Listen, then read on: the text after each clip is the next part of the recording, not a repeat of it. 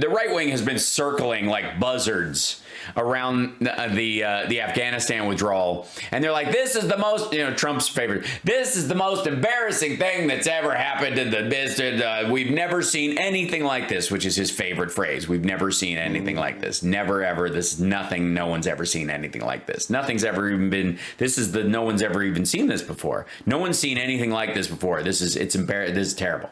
And he says this about everything. Now, of course, everybody has seen things like this before, so there's plenty of parallels that people are drawing, rightly or wrongly, about this very thing. So the helicopters that are leaving the embassy grounds, for example, to ferry people over to the airport so they don't have to drive through the Taliban checkpoints, is reminiscent of people clamoring to get onto a helicopter not meant to carry a lot of people at the fall of Saigon, right? This is the same thing. It's look at it. There's a helicopter. There's a helicopter. Then there's the people clinging to the bottom of the airplane as it takes off, trying to escape and get out of there.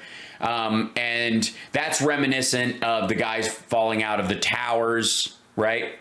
No one's ever seen anything like this before, except when they did. And then of course, ironically though, both those things revolve around the existence of the Taliban and the existence of Al-Qaeda in Afghanistan, in theory. Those very same actions, those two people falling at those horrible moments, curiously related through time. So, but there's nothing like, no one's ever seen anything like this. This is the worst, the most embarrassing thing. No one's ever seen anything like this. Meanwhile, I don't see anybody bringing up the fact that the reason no one has ever seen anything like this is because no one's ever gotten out of Afghanistan before. That we haven't left. And they certainly haven't seen anything like this in the last 20 years. Yeah. Because this is the end of our military incursion into Afghanistan. That's it. Dunzo. We're gone.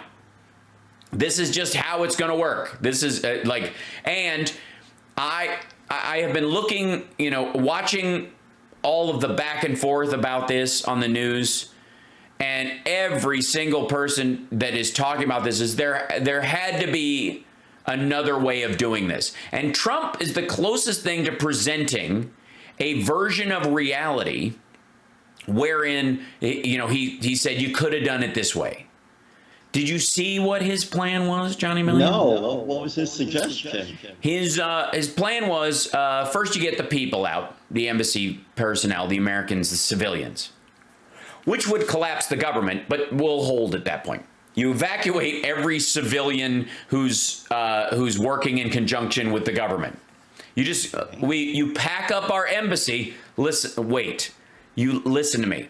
You pack up the embassy first, which is, I think, one of the best ways that you show that you believe in the government as it stands, and you have faith in its ongoing ability to exist. Of course. Yeah, is that we're closing our embassy and evacuating every American civilian from the country. So, okay, great first move. Then he said, destroy all the gear, blow up all the equipment so that the Taliban doesn't get it. Now, the gear the Taliban is getting is in large part either the stuff that we gave to the Afghan military that they were presumably going to use on the Taliban, which is, by the way, not the state-of-the-art stuff that we have. It's the stuff we can't sell to other countries. And then, after you blow up all the gear, you blow up the bases, and I don't know where the and then you take the military out. That was his final thing. Then you take the military out. The military that presumably is on those bases. So I don't know, where does the military, so you've blown up their trucks and the airplanes, they're going to get them out. And the runways. And where does the military hang out while they wait to, what do they, hitchhike out of the country? You've blown up their trucks, their airplanes, and any way of extracting them en masse, and you take them out last. Whoever hasn't been blown to bits because we bombed our own bases with them still there. Meanwhile, the Afghan government is supposed to stay intact, and the Afghan military is supposed to stay intact as we bomb the bases in the gear that we've given them, and we extract all of our diplomats. And all the news people and any like the French that were flying out and the British that we're flying out, like that was the plan. He's the only person. He also said, yeah, thank you, chat room. He also called the bases forts, which was hysterical. Which, but maybe accidentally telling a little bit of truth there, because for all the good they did, they might as well have been made out of pillows. So. In all seriousness, that plan is the closest anybody's come to presenting one, and it's moronic. It's idiocy. It's bizarre. And by the way, mocked heavily by everyone in the news media who looked at it. It was castigated on Twitter and everywhere else, just absolutely pilloried. However, none of them presented another version of reality where that works or another option. None of their other pundits suggested another option, except 3 more months, 5 more months, 10 more months. Same thing we've been hearing for years. And so the Trump fans in Trumpistan, the maggots and Trumpsters who want to assure us all that if Trump had done this, he'd have done it way better. Kids, way better. Way better. Like, dude would have done it so much better. This would have been so much better if he'd have done it. Never mind the fact that he never did. No, he did not. He never actually did it. It would have been smoother if he'd have done the thing he never did. And, for the record, could have done. Because what was different this year than last year? As a matter of fact, I've made the argument, and I will stand by this, that last year, because of COVID, would have been the easiest and most direct way to extract personnel down to an absolute skeleton, even the diplomatic folks, with a second evacuation plan because of COVID. Because our soldiers and the contractors who were working for us couldn't even talk to the people on the ground and coordinate with them and have training exercises because of COVID. Our mission came to an absolute standstill last year. Thank you, Melissa, and thank you. We've gotten a couple other super chats that I'm just now noticing. I want to make sure that I say hello and thank you to everybody who does that. We get Daryl, thank you. Appreciate that. And Hal Vickery, bless you. Overtime pay for working on the stream and show at the same time. Thank you for noticing. I feel seen. And also, we've got some new members at infotainmentwars.com at the YouTube channel. You can become a member there, or you can become a subscriber on Twitch as a way to support the show. Love it. Thank you, thank you, thank you. Now, COVID would have been perfect cover. I personally believe that if you wanted to start getting everybody out, the whole fact that the whole country had shut down, the world had effectively shut down, there was this concern about variants, there were spikes going on all the time, we had 2,500 remaining forces in there, you could have absolutely said, I'm sorry, we got to get out now, and we have to call our diplomats home. We're going to leave the building there, wink, wink, nod, nod, don't mind the fires. We're not burning important documents that we don't plan on taking with us. It's just it's a COVID protocol. We're burning, PPE. Just trust us. And getting everybody out during that time would have been the easiest point in the last 20 years. I mean, if you're going to count all the times we didn't get out, and the time we're in right now. So the biggest egg on the face of anybody who claims that Trump could have or should have done it better and he would have been great this year as president, then why did he punt it last year or the year before that? Because nothing changed. We now know that the intelligence assessment in the military that was getting all the way to the president's desk all during Trump and very possibly in the last year of the Obama administration, when they were, when the campaign was going on and all this kind of stuff, where there was a lot of watery stuff going on as far as politics at that time, and Afghanistan had fallen into the forgotten war. All of those details were there.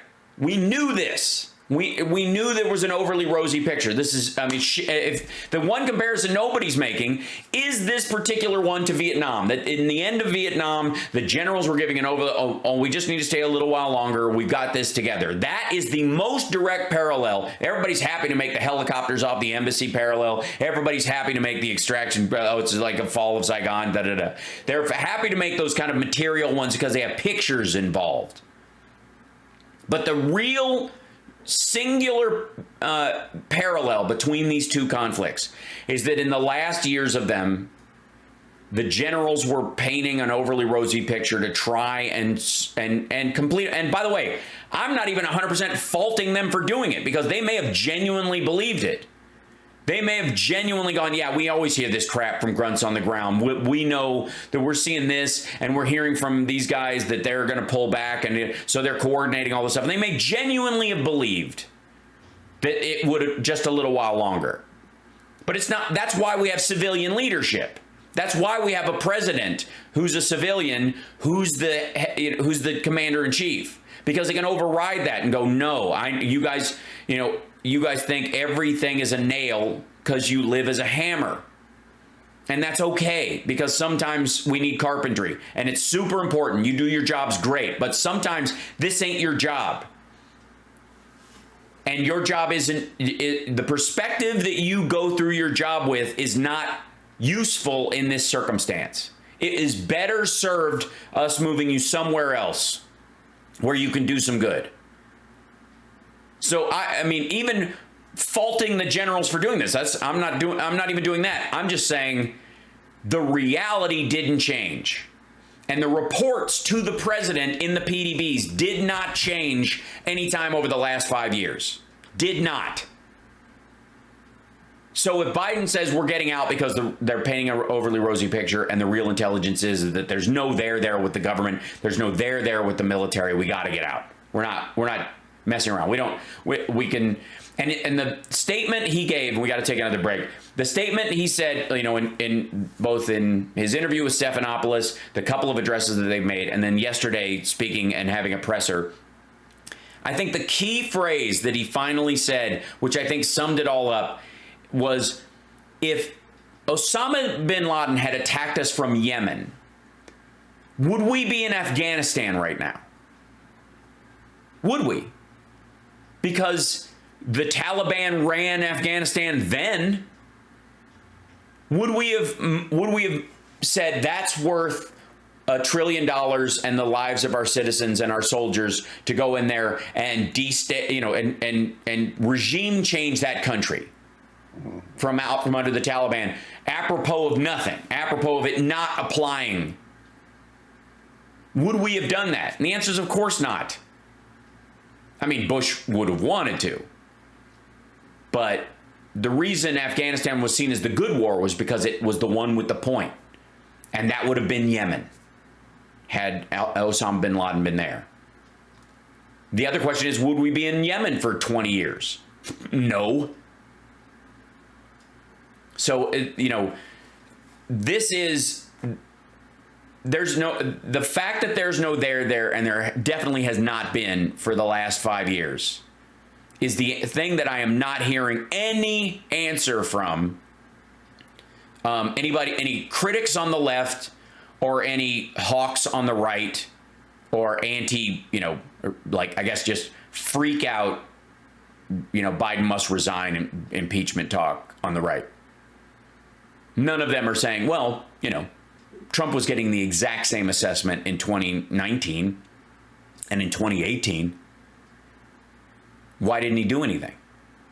Did anything materially change? Did the military get better while Trump was president? Did the government get more secure? No. As a matter of fact, he helped undermine it. We got to take a break. We'll be back right after this. It's the House Parks Radio program, Mega Worldwide, on WCPT Radio, Chicago's Progressive Talk. 773-763-9278 is our number. We'll be back right after this.